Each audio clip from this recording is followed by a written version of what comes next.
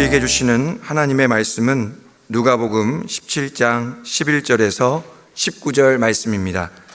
누가복음 17장 11절에서 19절 말씀입니다.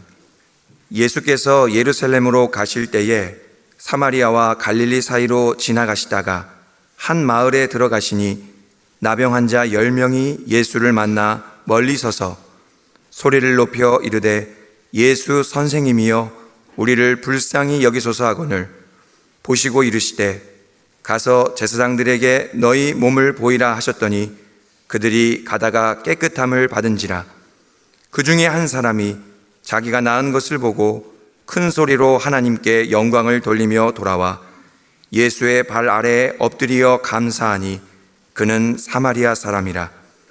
예수께서 대답하여 이르시되 10사람이 다 깨끗함을 받지 아니하였느냐? 그 9은 어디 있느냐?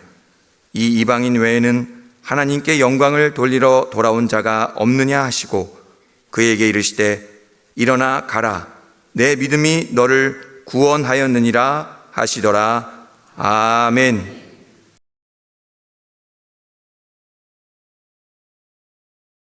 불평이 가득한 마음에는 이 감사가 들어올 틈이 없습니다. 이 불평의 시선은 없는 것, 부족한 것에만 고정되기 때문입니다. 세상은 끊임없이 우리를 남과 비교하게 만듭니다. 그래서 당신은 이것도 부족하지 않습니까?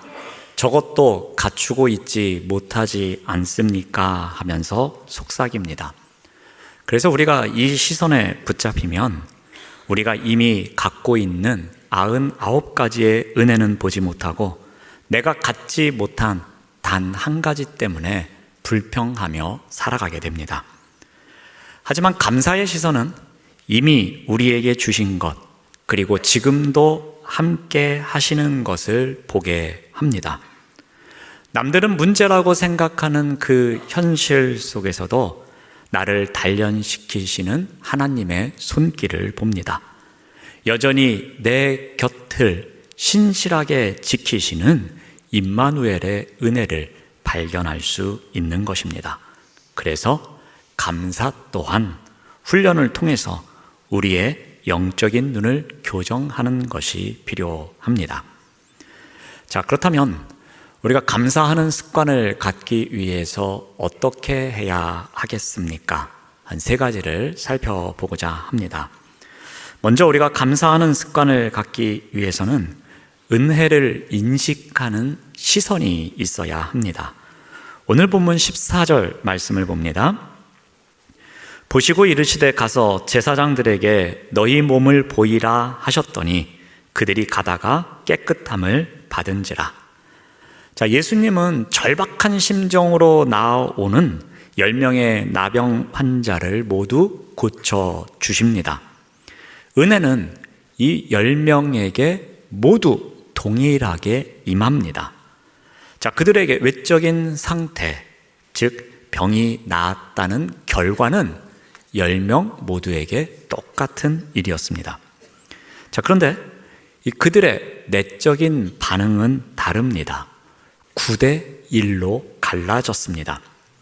10명 모두 은혜를 입었지만, 그 은혜를 경험했지만 그 중에 단 한 명만 그 은혜를 인식했던 것입니다. 9명의 시선은 어디로 향합니까? 그들은 이제 병이 나았으니 내가 가족에게 돌아가야지, 이제 제사장에게 가서 병이 나았음을 보여주고 큰 소리 좀 한번 쳐야지, 아마도 자신의 미래에 집중했을 것입니다. 그들에게 예수님은 단지 내 인생의 가장 큰 문제를 해결해 주신 분, 마치 기적의 도구처럼 생각했을 것입니다. 반면에 돌아온 한 사람의 시선은 어디에 머물고 있습니까? 그는 병이 나았다는 놀라운 결과에만 매몰되지 않았습니다. 그는 누가 나를 고쳐줬는지, 누가 내게 이 새로운 삶을 선물로 주었는지 그 은혜의 근원에 주목하기 시작합니다. 그래서 9은 이 병이 나은 결과만 바라보았지만 이 한 사람은 그 결과를 만드신 예수님을 바라보게 됩니다. 아홉은 이 기적의 현상을 경험했지만 한 사람은 그 기적의 근원을 알아가게 되었던 것입니다. 바로 이 점이 오늘 우리가 배워야 할 점입니다. 여러분, 우리가 감사하지 못하는 이유가 어디에 있습니까? 우리의 상황이 나빠서 우리가 감사하지 못합니까? 그렇지 않습니다. 9명의 나병 환자처럼 은혜를 받았음에도 불구하고 그 은혜를 보지 못하는 영적 감사맹 때문에 우리는 감사하지 못합니다. 여러분, 생명은 특정한 색을 구분하지 못합니다. 그렇다면 영적인 감사맹은 어떠한 사람이겠습니까? 은혜의 빛을 보고도 그것을 은혜로 인식하지 못하는 영적 장님과 같은 사람입니다. 빛이 아무리 밝게 비추어지더라도 눈이 어두우면 그 빛을 바라볼 수 없습니다.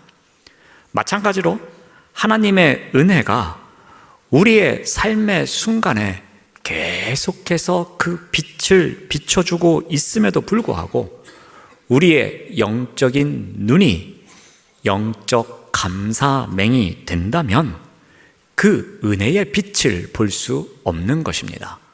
우리는 감사를 망각한 채로 살아가게 되는 겁니다. 우리는 매일 아침 눈을 뜨면서 당연한 기적 속에서 살아갑니다. 오늘도 당연히 숨을 쉬는구나. 오늘도 나에게 맡겨진 일을 아무렇지도 않게 할 수 있구나. 오늘도 사랑하는 사람이 내 곁에 있구나.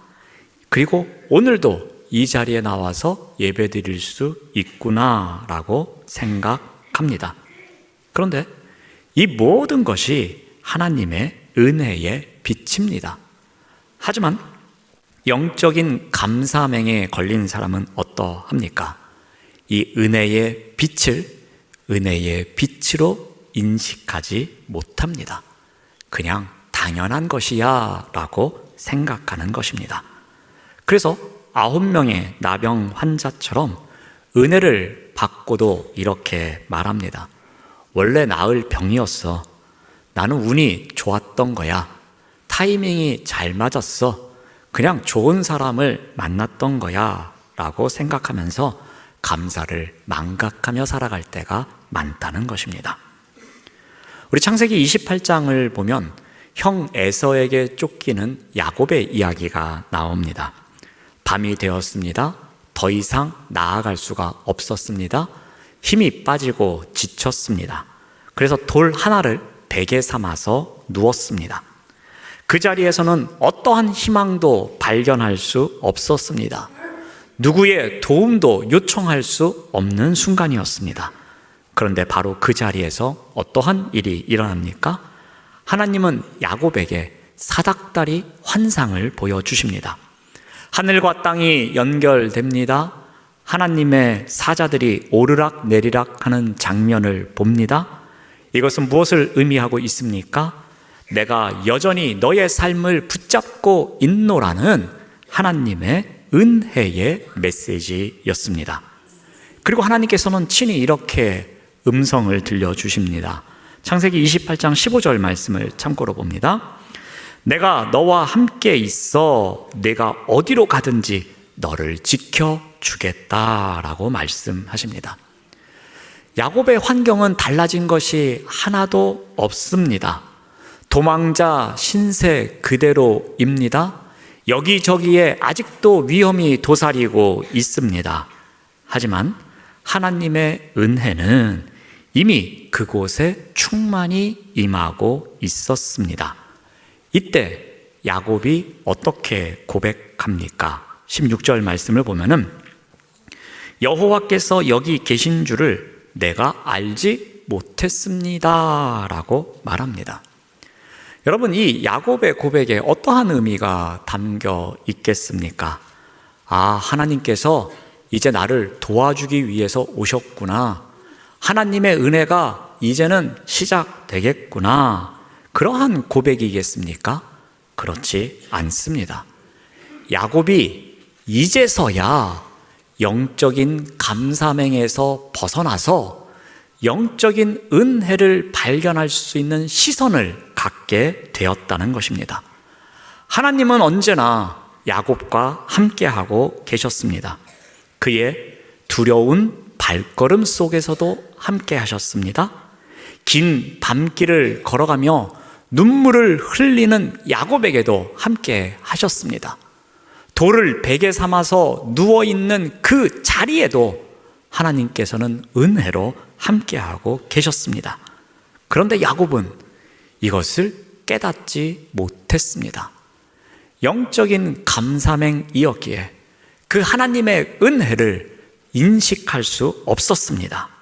그러던 가운데 하나님께서 지금 함께 하신다는 것을 인식합니다. 바뀐 것은 단 하나였습니다. 야곱의 시선이었습니다. 그 눈이 열리자 황량했던 곳이 어떻게 달라지게 보입니까? 하나님의 집과 같이 보입니다. 그래서 그곳을 베델이라고 합니다. 감사는 환경이 아니라 시선이 중심임을 우리에게 알려주는 말씀입니다. 그러므로 감사 습관의 첫 번째 발걸음은 어디에 있습니까? 우리가 상황을 바꿔달라고 기도하는 것이 아니라 지금 이 상황 속에서도 우리에게 베푸시는 은혜를 발견할 수 있도록, 제가 영적인 감사맹에서 벗어날 수 있도록 도와주십시오라는 기도가 먼저 있어야 할 것입니다. 하나님께서 베푸신 은혜를 볼 수 있는 눈이 열릴 때에 비로소 우리 마음의 감사가 넘쳐나는 법입니다. 자, 우리가 두 번째로 살펴볼 것은, 감사하는 습관을 갖기 위해서는 우리가 받은 은혜를 인식했다면 이제는 그 은혜의 근원을 향해서 돌아가는 발걸음을 실제로 내디뎌야 할 것입니다. 우리 15절 말씀을 봅니다. 그 중에 한 사람이 자기가 낳은 것을 보고 큰 소리로 하나님께 영광을 돌리며 돌아왔다라고 기록합니다. 여기서 우리가 주목해야 할 단어가 있습니다. 바로 마지막에 있는 돌아오다라는 단어입니다. 이 단어는 헬라어 원문에서 갖는 의미는 물리적인 방향 전환만을 이야기하지 않습니다. 이 단어는 신약 성경에서 주로 죄로부터 하나님께로 돌아서는 영적인 행위를 가리킬 때 사용합니다. 즉, 회개하다라는 뜻으로 사용되는 단어입니다. 그렇다면 이것은 무엇을 의미하는 것이겠습니까? 감사가 단순히 고맙습니다라고 말하는 예의 바른 태도에 머물지 않는다는 의미입니다. 감사는 하나님께로 다시 돌아가는 영적인 회복의 움직임 그 자체임을 우리에게 가르쳐주고 있습니다. 10명 모두 병이 나았습니다. 하지만 그 이후에 9은 어떻게 합니까? 그 선물을 받자마자 자신들의 삶의 자리로 돌아갑니다. 어디로 갔는지는 모릅니다. 가족을 만나러 갔는지 제사장을 만나러 갔는지 모릅니다. 아무튼 새 삶을 얻은 기쁨에 자신들의 삶의 자리로 돌아갑니다. 그들의 관심은 오직 어디에 있습니까? 병 고침을 받은 그 자체에만 그들의 관심이 머물러 있었습니다. 자, 그런데 단 한 사람, 사마리아 사람은 어떻게 합니까? 그 선물을 넘어서 선물을 주신 분, 그분께로 돌아갑니다. 그는 제사장에게 가던 발걸음을 의지적으로 멈춥니다. 그리고 그 선물을 주신 예수님께로 다시 돌아갑니다. 바로 여기에 감사의 원리가 있습니다. 여러분, 감사는 회개와 같습니다. 회개가 죄로부터 돌이키는 것이라면 감사는 내가 원하던 결과에만 매몰되어 있던, 자기 중심적 시선을 돌이켜서 하나님께로 나아가도록 하는 것입니다. 이것이 바로 감사의 원리입니다. 감사는 결국 나 중심적 삶에서 하나님 중심적 삶으로 돌이키는 것을 말합니다. 내가 잘나서 내 힘으로 내 능력으로 이 일을 했어 라는 나 중심적 삶에서 벗어나서 그렇구나, 하나님께서 도와주신 일이었구나, 하나님께서 나에게 의로운 오른손으로 인도해 주셔서 내가 이 일을 할 수 있었구나 하면서 하나님 중심의 시선을 갖는 것, 이것이 바로 감사입니다. 누가복음 15장에 보면은 소위 돌아온 탕자 이야기가 나옵니다. 이 탕자는 처음부터 망나니가 아니었습니다.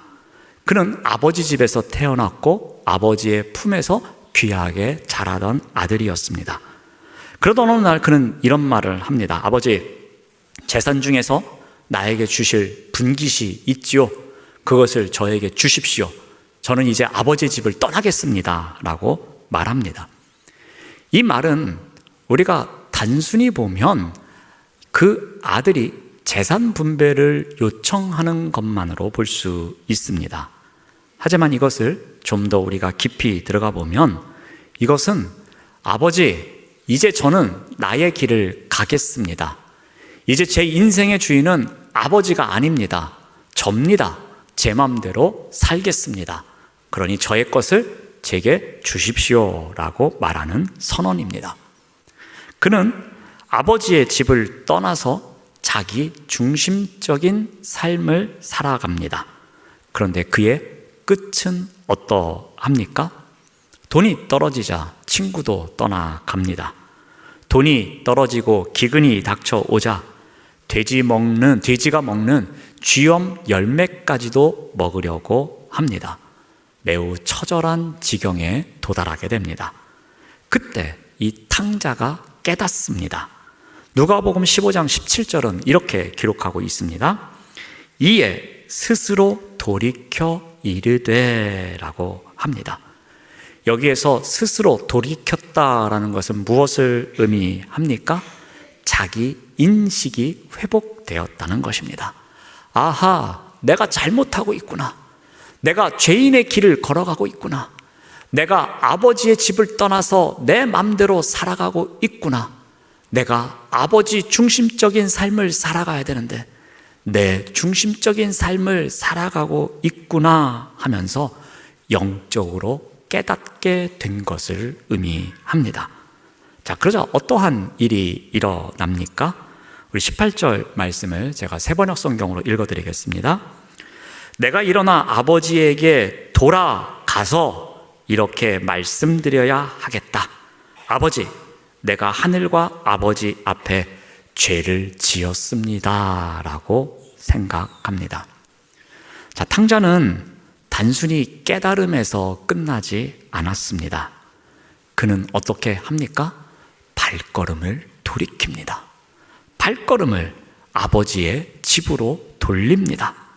그동안 자신이 살아가던 자기 중심적 시선에서 벗어나서 그 시선을 어디로 향합니까? 아버지께로 향합니다. 즉, 은혜의 근원이 있는 곳으로 그 발걸음을 다시 돌이키고 있습니다.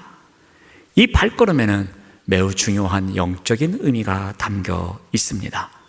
이것은 단순한 회개가 아닙니다.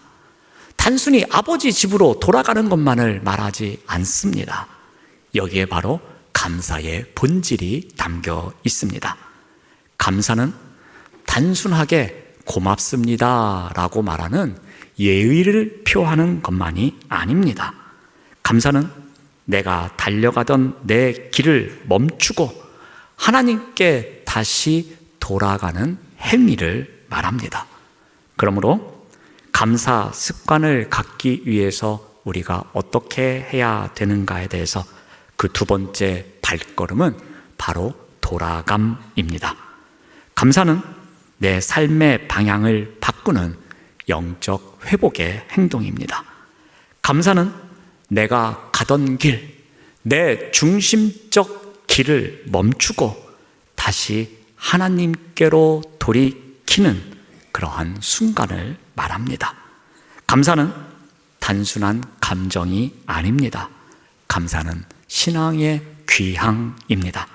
그래서 감사하는 사람들은 언제나 은혜의 근원으로 돌아가려고 하는 사람들입니다. 마지막으로 우리가 살펴볼 것은 감사하는 습관을 갖기 위해서 이 감사를 통해 우리의 믿음을 표현해야 하는 것입니다. 우리 17절 말씀을 봅니다. 예수께서 대답하여 이르시되 10사람이 다 깨끗함을 받지 아니하였느냐?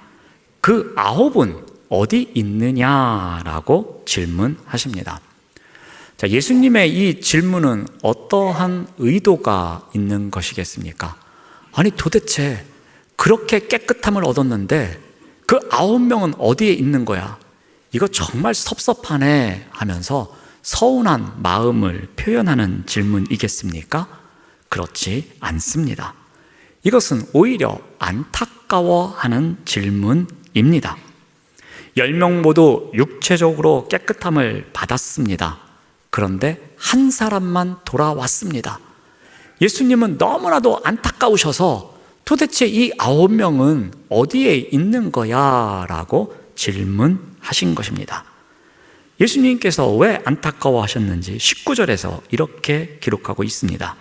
그에게 이르시되 일어나 가라, 내 믿음이 너를 구원하였느니라 라고 말씀하십니다.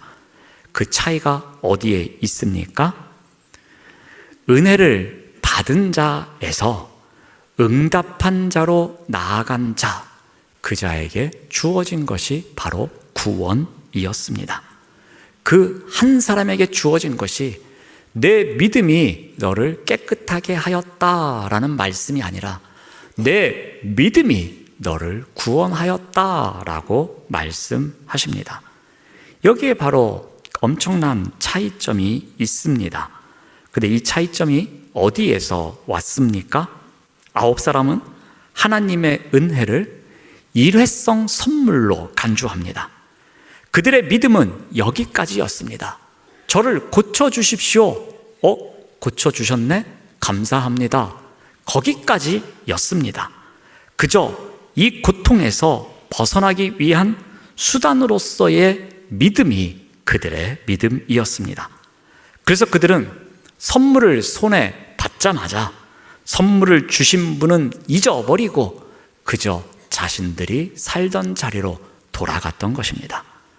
그런데 돌아온 한 사람은 어떠합니까? 하나님의 은혜를 통해서 관계를 발견해 가기 시작합니다. 그는 이 기적을 베푸신 근원이신 예수님께로 다시 돌아가서 감사로 응답하는 자리까지 나아갑니다. 예수님은 바로 이 행동을 보시고 그에게 말씀하셨습니다. 내 믿음이 너를 구원하였다라고 말씀하십니다. 그러니까 이 한 사람을 구원한 믿음은 어떠한 믿음입니까? 단순히 병이 나을 줄 믿습니다라는 믿음을 뛰어넘습니다. 기적을 구하고 있는 믿음을 뛰어넘습니다. 예수님께서 인정하신 구원하는 믿음은 받은 은혜에 대한 인식이 있었고 그래서 그 믿음의 감사의 근원으로 돌아올 줄 알았고 감사로 영광을 돌리는 응답의 믿음이 있는 것을 보았던 것입니다. 여러분, 감사는 믿음을 완성시키는 행위라고 말합니다. 감사 없는 믿음은 은혜를 절반만 누리는 믿음이라고 말합니다. 은혜를 받는 것도 믿음이지만 그 은혜를 인식하고 그 감사를 하나님께 영광으로 돌려드릴 때에 그 믿음은 구원의 완성이 되는 것입니다. 그래서 감사는 단순히 감정 표현만이 아닙니다. 감사는 하나님과의 관계가 온전하게 회복되었음을 보여주는 영적 반응입니다. 9명처럼 감사가 없다면 은혜는 그저 이례적인 사건으로 끝이 납니다. 그런데 감사는 받은 은혜가 내게서 끝나지 않고 하나님께 영광으로 돌려드림으로써 믿음을 완성시키는 행위가 되는 것입니다. 요한복음 4장에 보면은 이 사마리아에 있는 수가성의 여인 이야기가 나옵니다. 이 여인은 이 정오에 뜨거운 햇볕이 있는 시간에 이 물을 기르러 물가로 옵니다. 바로 그때 예수님이 그녀에게 찾아가셔서 이렇게 말씀하십니다. 물을 좀 달라고 합니다. 근데 예수님께서 물을 좀 달라고 하시는 것, 이것이 정말 목이 말라서 말씀하시는 것은 아니었습니다. 이것은 그녀 인생 깊이 들어와 있는 영적 갈증을 해결하기 위한 질문이었습니다. 대화를 이어가시면서 예수님께서는 이제 그 여인이 가장 수치스러워서 숨기고 싶어하는 문제를 꺼내십니다. 내 남편을 불러오라. 저에게는 남편이 없습니다. 내 말이 옳도다라고 말씀하십니다. 여인은 처음으로 이전과는 다른 마음을 느끼게 됩니다. 나의 실체를 부끄러워했었는데 이제는 그렇지 않음을 느낍니다. 그리고 나와 대화하는 분으로부터 은혜가 흘러오고 있음을 인식합니다. 그녀는 이어서 메시아에 대한 이야기를 합니다. 그러자 예수님께서는 이렇게 말씀하십니다. 너와 말하고 있는 내가 그니라라고 말씀하십니다. 그녀는 자신이 누구를 만난 것인지를 깨닫게 됩니다. 드디어 그 은혜가 마음속 깊이 스며듭니다. 그래서 이 여인이 어떻게 했는지 성경은 다음과 같이 기록합니다. 요한복음 4장 28절 말씀을 봅니다. 여자가 물동이를 버려두고 동네로 들어가서 사람들에게 이르되, 여인은 자신이 가장 소중하게 생각하고 있던 물동이를 버립니다. 이 물동이는 무엇입니까? 생명을 이어가고 있는 도구 가운데 하나입니다. 이 여인에게는 너무나도 소중한 도구입니다. 그런데 이 물동이를 버립니다. 왜 그렇게 합니까? 자신을 붙잡고 있던 옛 인생의 목적이 사라졌기 때문입니다. 이보다 더 중요한 삶의 목적을 발견했기 때문입니다. 은혜의 근원이신 예수님께 감사로 응답하는 일이 그의 삶에서는 더욱더 우선순위였기 때문입니다. 그 은혜에 감사하기 위해서, 하나님께 영광 올려드리기 위해서 그는 무엇을 해야 되는지 알고 있었습니다. 그래서 그녀는 마을 사람들에게 달려갑니다. 요한복음 4장 28절 말씀을 봅니다. 제가 세번역 성경으로 읽어드리겠습니다. 내가 한 일을 모두 알아맞히신 분이 계십니다. 와서 보십시오. 그분이 그리스도가 아닐까요? 라고 합니다. 지금까지는 사람들이 자신을 보고 손가락질해서, 그래서 느끼는 수치심 때문에 이 마을 사람들 앞에 나서지 않던 여인이었습니다. 그들의 시선을 피해서 가장 뜨거운 시간에 물을 기르기 위해서 우물가에 왔던 여인이었습니다. 그런데 이제 어떻게 합니까? 담대하게 그들 앞에 섭니다. 그리고 예수 그리스도를 증거하고 있습니다. 바로 이것이 감사의 완성입니다. 여인은 은혜의 근원으로 돌아와서 그 믿음으로 응답하는 자리까지 나아갔던 것입니다. 감사 습관의 세 번째 발걸음은 바로 여기에 있습니다. 받은 은혜를 믿음으로 완성하는 것입니다. 은혜를 받는 것 또한 믿음의 자리입니다. 그런데 그 은혜를 받은 이유가 더 중요합니다. 돌아와서 감사로 응답할 때 그 믿음은 비로소 구원의 자리까지 자라나게 하는 것입니다.